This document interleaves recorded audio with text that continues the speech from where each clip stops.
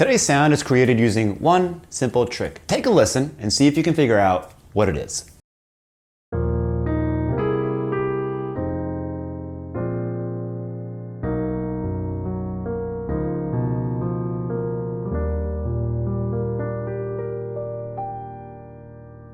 So if you figured it out, awesome. If not, no big deal. I'm going to walk you through it right now. Today's trick uses what's known as a common tone reharm. To use this trick, you need a song in a major key that ends with the melody on the root of the one chord, which, by the way, is very common, like in When I Fall in Love. Now, instead of ending on the 1 major 7 chord right away, we're going to delay this chord by interpolating 2 chords right before it. The flat 6 major 7, followed by the flat 7 7, which will then resolve to the 1 major 7. The cool thing about these 2 chords is that they contain the melody in their chord scales. For When I Fall in Love, which is in E flat, the final note is E flat. The flat 6 major 7 is C flat major 7, and E flat is the third of that chord.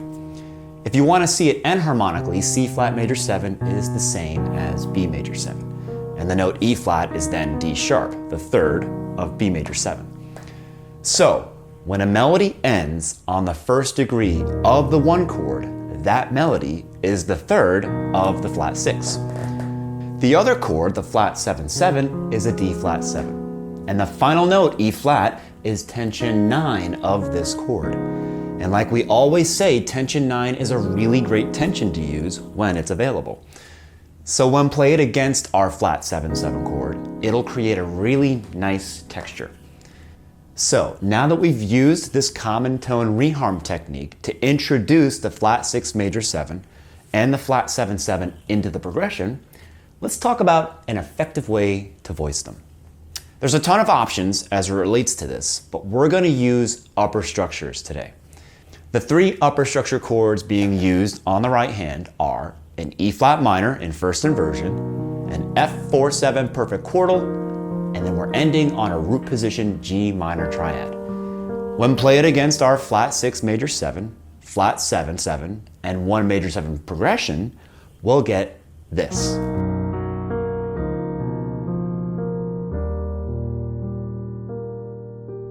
Now, if all you want to do is get this specific sound in this specific key, you're good to go. However, if you want to apply this trick to any song in any key, some perspective is needed. So let's take a look at what we're actually doing here with these upper structures. And for a more comprehensive understanding of the topic of upper structures, check out our 2 upper structure piano courses at mDecks.com. Using standard upper structure notation, our progression looks like this. A minor triad built on the 3rd degree of the flat 6, a perfect chordal built on the 3rd degree of the flat 7, and another minor triad built on the 3rd degree of the 1 chord. But actually, when I'm playing, this is the way I think about it. If I'm in E flat, then on my left hand, I have to play 2 consecutive major seconds down below. D flat, and then B. The first chord is a major 7 chord, so I usually voice it as a perfect 5th, in this case B and F sharp. The next chord is a dominant 7, a major 2nd note, and I like to voice it as a flat 7 to get that flat 7 from the dominant chord, D flat and B. And my last chord is a major 7 chord, another 2nd up, and I voice it E flat and B flat, just using a perfect 5th again. So on my left hand, I end up playing this. Now, on my right hand, I just play the upper structures. So the first chord is going to be that 1 minor triad in first inversion, E flat minor. My top note is the melody. Then you get the F4/7 by just moving the G flat a half step below.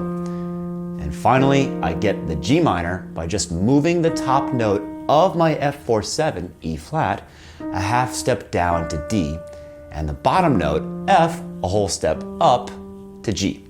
Contrary motion, if you will. This lands me on a nice D on the top changing my melody note from the root of the E flat major 7 to the major 7 of that chord, which is a nice sound even though we're actually changing the melody ever so slightly. When I put the hands together, it'll sound like this.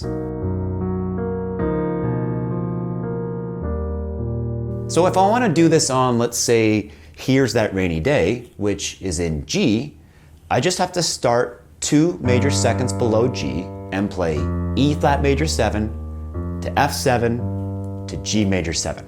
On my left hand, I'll play a perfect fifth on E flat, move up a second, play that flat 7 interval again, and then move up another second to play another perfect fifth on G and D. On my right hand, I make sure I have my G melody note on top and start by building that G minor chord in first inversion. Then move the B flat here to an A to get that perfect chordal voicing, A4-7. And finally, contrary motion. The G moves down a half step to an F sharp, and the bottom note up a whole step to a B, giving me that B minor triad. And by the way, this last minor triad is not actually an upper structure of the G major 7 because it doesn't contain any tensions in it. We're treating it as such for simplicity. At the end of the day, it conserves the properties of being a triad while also working well with the other structures in the progression.